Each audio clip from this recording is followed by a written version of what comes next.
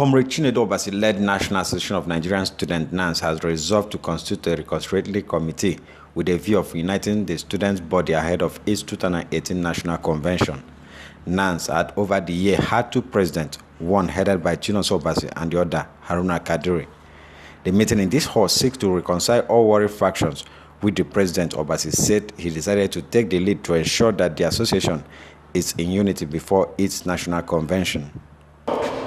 I have also deemed it fit to take the lead, not as a sign of cowardice or a sign of being weak, but a sign of being patriotic and being concerned on how Nigerian students' interests can be protected.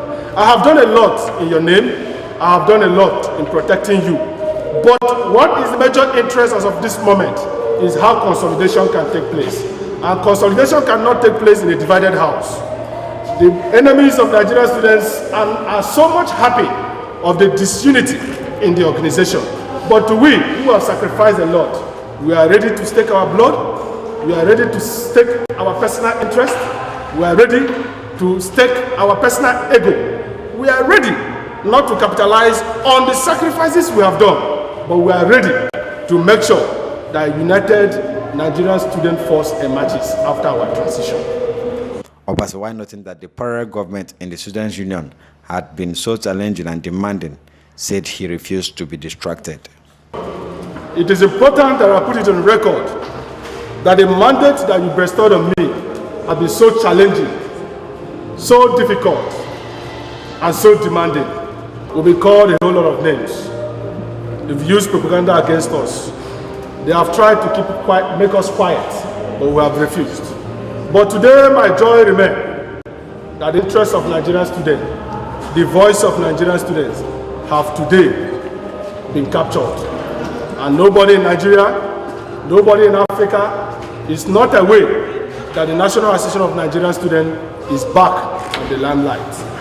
Let me also remind all of you that after my emergence as the president, a group of cabals who also felt that they were not in line with the outcome of the Gombe Convention also formed a parallel government.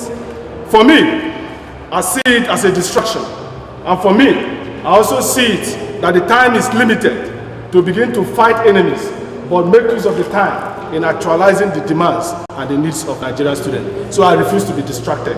I remain focused on your drive. Some of the aspirants who spoke at the event applauded the president for taking moves to ensure that peace and unity is restored back to the association. As far as people like us is concerned, if they refuse to embrace the peace, we will continue to run the revolutionary government. And the idea and the interest of the student must supreme. We will never chicken out for any reason. Aspirants must be very, very careful because the major division we are having now is the aspirants. We must tell ourselves the truth. It's even beyond the city president. Some aspirants have seen a means to access power cheaply. So therefore, they are rooting seriously that the weary parties should not agree for a unity convention. But I want us to believe it is only God that gives power to whosoever he likes at any point in time. I know you are doing your best to bring sanity and unity to NANS, but your best is not good enough until we achieve the unity that you are working for. Mr. President, do whatever at your disposal to meet your other colleague, invite only the aspirants, then let us discuss. We don't want any CPC. I have said it and I will say it again. I will not attend any meeting under any CPC. I am part of this meeting today because of the name it is TAG. Any progressive Nigerian student, be it an aspirant, be it a student, must know this is the only way forward for Nigerian students as at today. In Abuja, LM Chugwamuka reports.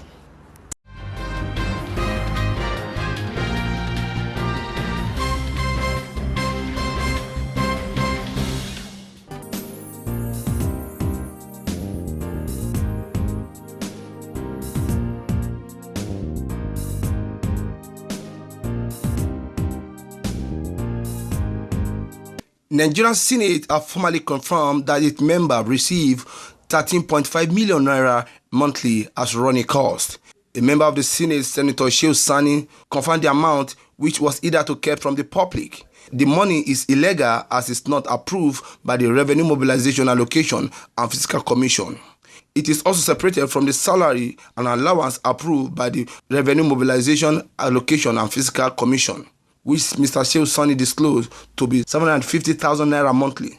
Meanwhile, Senate spokesman Aliu Sabi Abdullahi said the revelation by Shehu Sani that Senator received 13.5 million naira monthly is as a running cost is nothing new. Abdullahi, in a statement on Sunday, noted that details of what Senator Sani said were already contained in a various line item expenditure head of the budget of the National Assembly, which have been made public. The National Assembly in 2017, for the first time, released its budget after public pressure. The budget, however, has no subhead for office running costs, put in doubt to Mr. Abdullahi's claim. A lawyer and human rights activist, Femi Falana, has urged President Muhammadu Buhari to block all illegal payments received by the federal lawmakers. This is coming as Nigeria continue to criticize the Jumbe pay members of the Senate receive each month in addition to their legitimate salaries and allowance. Falana, who was reacting to the revelation by Senator Shehu Sani, Senator representing Kaduna Central. Shehu Sani had in an interview revealed that he and his colleague received 13.5 million naira monthly as a running cost aside 750,000 naira monthly consolidated salary and allowance which they also receive. Senator Sani revelation is the first by a lawmaker of the Senate since the clamor by Nigeria for a full disclosure of lawmaker earning.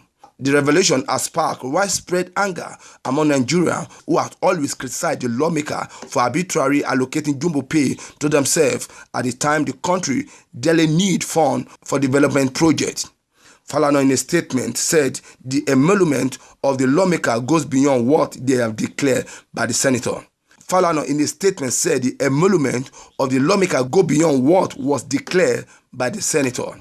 He blamed the Revenue Mobilization, Allocation and Fiscal Commission for condoning such payment without questioning since 1999.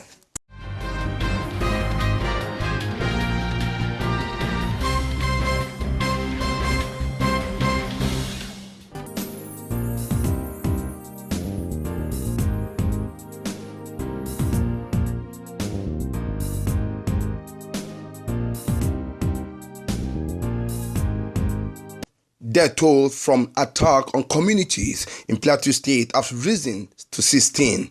Police have said. Residents, however, said 25 people have been killed.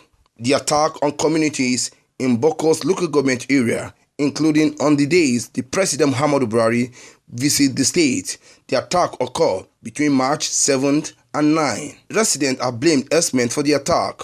The State Police Command confirmed the arrest of a herdsman with a military AK-47 rifle.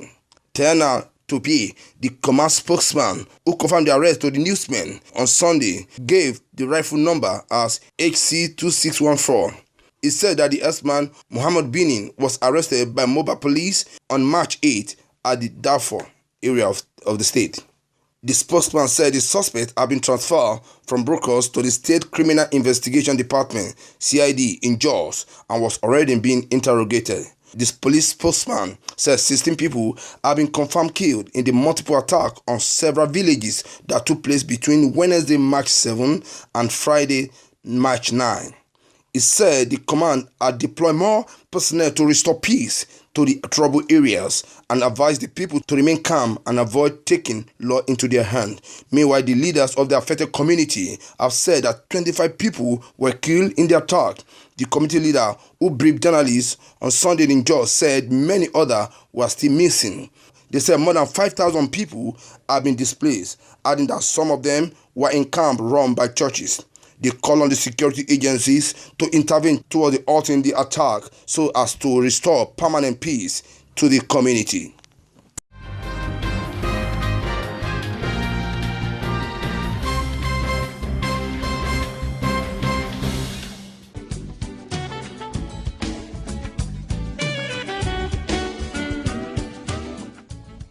Lovely place, right? Yes. What's wrong? You don't look happy. Take a look around. Why can't my hotel be like this? I knew something was wrong, but I've got solution. Solution? What? Nanit. Nanit? Nanit offers you design solutions, building plans and construction, furnishing and equipping, financing, management, audit services, and many more services for a better hospitality business. Nanit, service with a smile.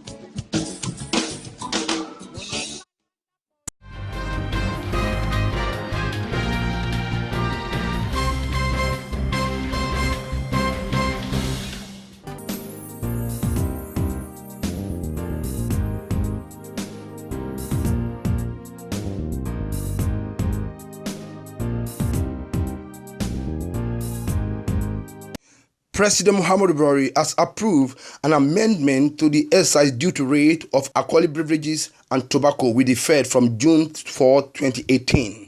In a statement in Abuja, Minister of Finance Kemi Adeosun said the new excise duty rate was spread over a 3-year period from 2018 to 2020 in order to moderate the impact on the price of the product. The minister said the new excise duty regime follow all-inclusive stakeholder engagement by the Tariff Technical Committee of the Federal Ministry of Finance and with the key industry stakeholders. According to her, the upper review of the excise duty rate for alcoholic beverages and tobacco was to achieve a dual benefit of raising the government fiscal revenue and reducing the health hazard associated with tobacco-related diseases and alcohol abuse. Following the president's approval, Kemi Adeosun said the new excise duty rate on tobacco was on a combination of existing ad valorem-based rate and specific rate, while the ad valorem rate was replaced with a specific rate for alcoholic beverages.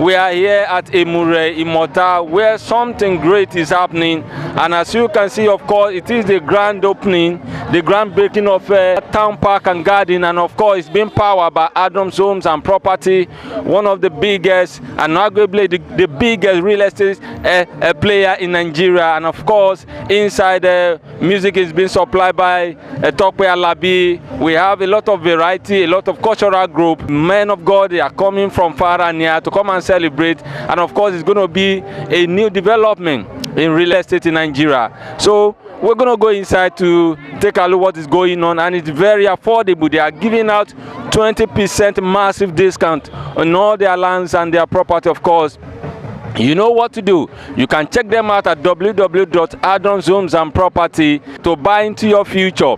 You know, we know tomorrow this place, which is called the city of Rome, is going to be something to behold. We'll be right back.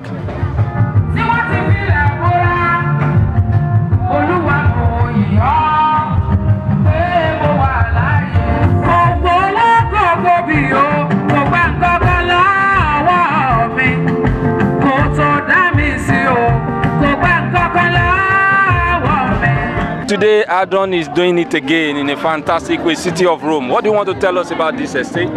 This estate is the City of Rome, and we have set a standard for others to follow. This is one of the biggest and beautiful estates you'll ever dream to be part of. I would want to tell everybody there that you have to be part of this scheme. It's prepared solely for you. It's a special estate. All about our estate is infrastructure. That is what makes our estate very, very beautiful. We ensure that there's comfortability, we ensure that there's recreational activity, we ensure that there's security in place, we also ensure that everything you need for living a comfortable life is made available. You can see yourself, we have good drainage system, we have good road network, we also have electricity. So this is what makes Adron Group Estate a beautiful estate. Baby girl Andra owns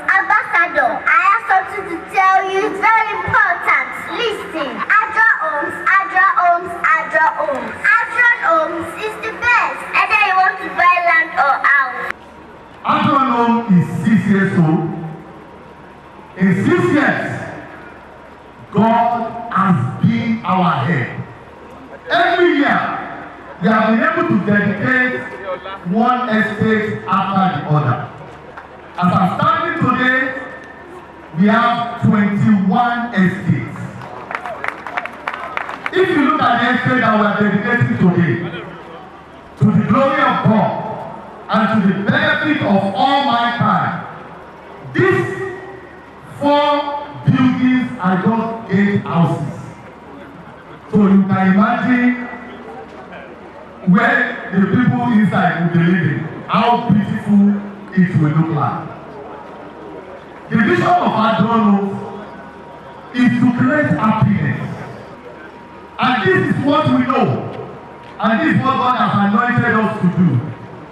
The instrument, using the instrument of housing to make Nigerians happy.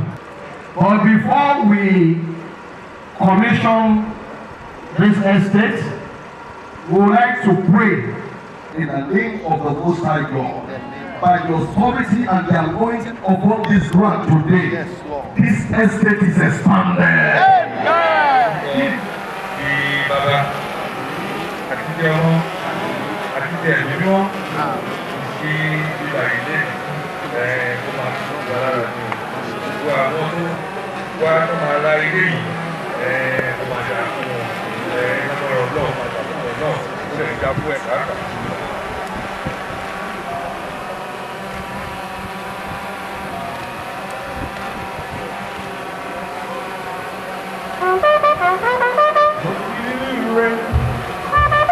The glory of God and for the benefit of all mankind, this estate, town, park, and garden city of Rome, Emure, Imota, Remo, is hereby commissioned for application by His Imperial Majesty of our Babatunde Ajiwale Akari, Orubu II, the Akarigo of Remo Kingdom. This day, 7th of March 2018, with the project design. I'm so proud that this development has come to this place. I am happy that inside the Emure we are seeing a city. My advice to all businessmen is that we should not all concentrate in Lagos, concentrate in Abuja and all that. We should come to other places that we can turn to places like that Lagos, like that Lekki, like that Island. There are so many places like that. This is just like 20 minutes drive from Island, and it's a wonderful thing that he brought it here. I'm so excited. There we have it. You can see the city of Rome for you. It has an helipad, and in this estate there's infrastructure, the lights, the drainage, the decoration and everything, just like you have it in Buckingham Palace. So come and buy into your future. Is a dream, and they are giving out a massive 30% discount.